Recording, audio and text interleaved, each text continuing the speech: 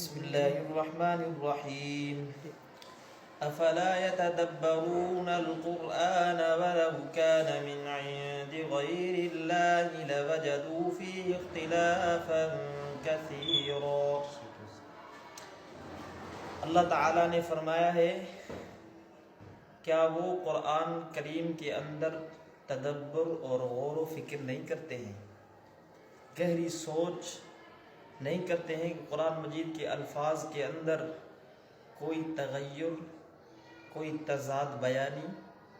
نہیں ہے۔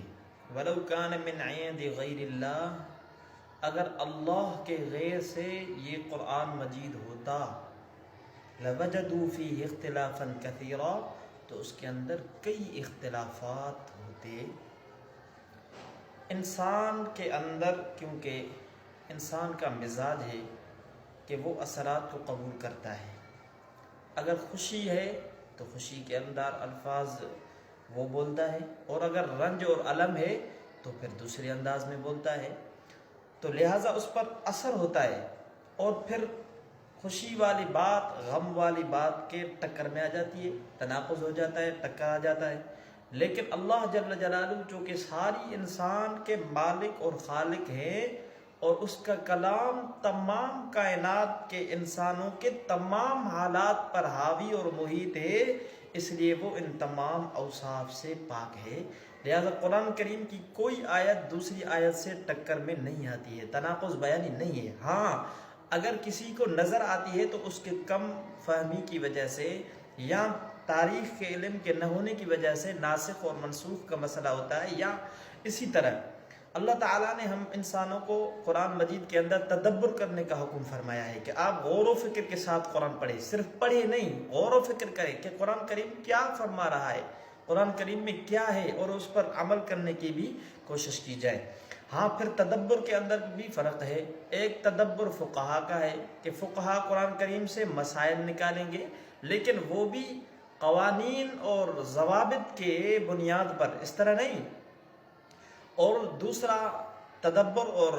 سوچ اور فہم کا مسئلہ ہے علماء کا، وہ علماء ان فقہا کے استنباط اور علتوں پر غور و فکر کرنے کے بعد صحیح مسائل معلوم کریں گے۔ ایک تدبر ہے عوام کا کہ وہ صرف قرآن کریم کی معنی اور مفہوم سمجھ کر ظاہری سطح کا، اور وہ اپنی آخرت کو سنوار لیں گے۔ لیکن یاد رکھیں کہ کوئی ایک عام جاہل آدمی قرآن کریم کو بغیر کسی عالم کے نہ پڑھنے کی کوشش کرے، کیونکہ اگر وہ خود عالم بننے کی کوشش کرے گا یا خود تفسیروں کا مطالعہ کرے گا اور پھر اپنے فہم کو ایک حکم بنا کر پڑھے گا، تو ظاہر بات ہے وہ کئی قسم کی خرابیوں سے